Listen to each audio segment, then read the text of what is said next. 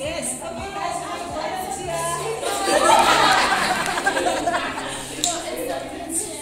chances are you're going to get fired at a job at some point. Chances are you're going to experience a breakup. It's a fact that you're going to have someone die in your life. Life is always been a life. It's a fact that you're probably going to experience some form of trauma, car accident or falling or something. It's a fact. Doesn't matter. Or you're going to fail a course, or you're going to fail a module, or you're going to fail your entire degree, get an F7 and to start again. But there's always going to be something that happens in your life. And those type of things. So we have to view trauma as a circumstance that happened to you that you were not expecting. What are they doing? Oh, they're keeping you as a coordinator. What do you want to do? I want to move into management. And I was like, oh, okay, then that's fine. I'm going to leave this year. And I didn't make that decision. Like tell everybody, like, I'm leaving this company because I want to grow my career. It was like a mental decision. I was like, okay, I'm done here. And I don't care if they give me a counter offer, I'm leaving. And I literally didn't have to do anything. I think I just moved my mouse once on PNet and I got a job offer.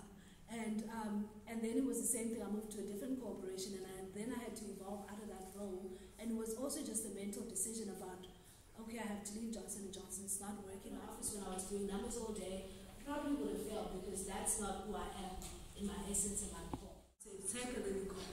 But if you were going about your flow and then you fail a module, you don't be like, oh, I failed a module, let's move on. You're always like, oh, I failed a module, and you want to sit there for like life and death, and then you stress yourself, you have anxiety. What are my parents going to say? What is this person going to say? What are the bursary people going to say? If you are paying for your own tuition, you'll be like, oh, now I have to stay here for another year.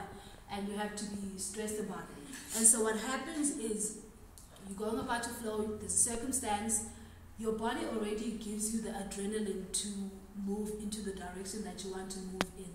And what happens is that we don't take that adrenaline. And that's what causes the mental imbalance in the brain. Because what happens is that your body's giving you adrenaline and it's stopping the digestive system from functioning. And it's trying to give you all of this energy to solve the problem that you have, because the problem is disturbing your flow.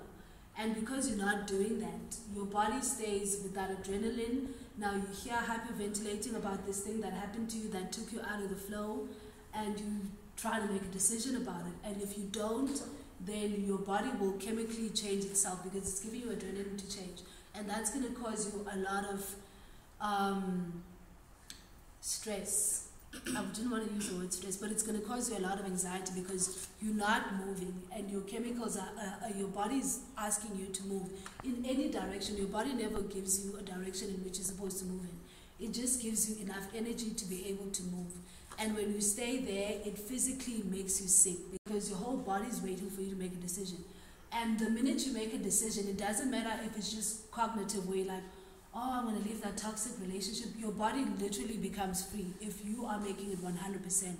And you literally can feel the release, which is where manifestation comes. So exposed to so many things. So we can use our time like proactively, like our social media.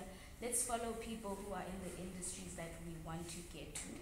Yes, we can follow Beyonce and that's great. But let's follow people who are actually maybe the lawyer that the human rights lawyer that you want to be, and see how they are navigating their lives and what skills are they learning, what else is it to them, and that could help you.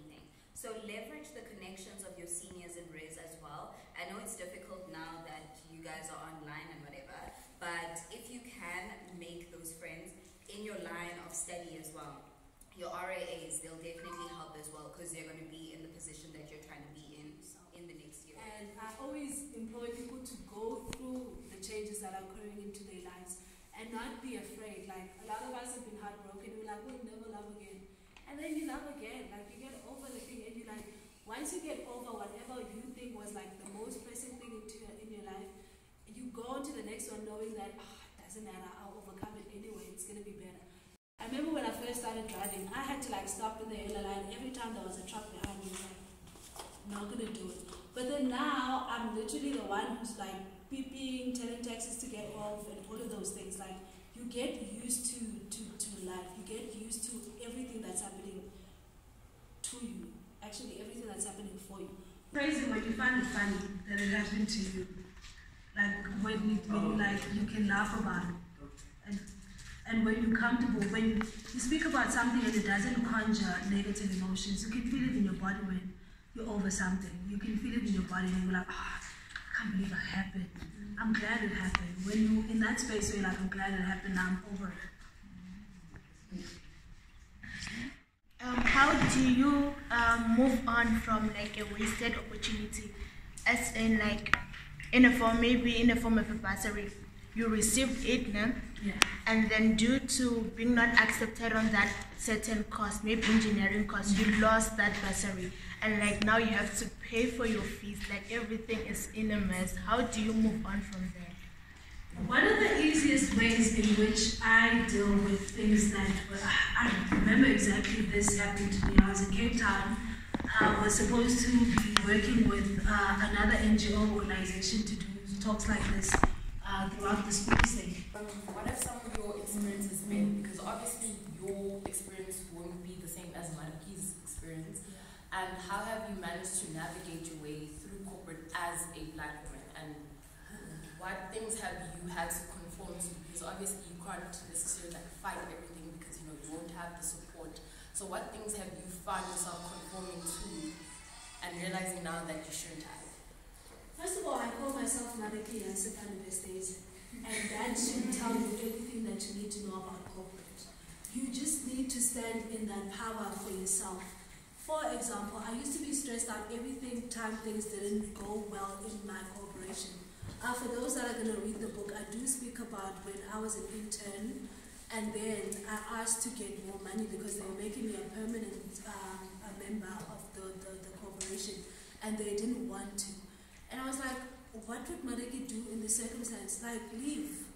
I was like, I have no choice. It was such a bad circumstance. Like, can you imagine you getting 5,000 as an intern, and now they hire you to be, what do they call it? Entry level.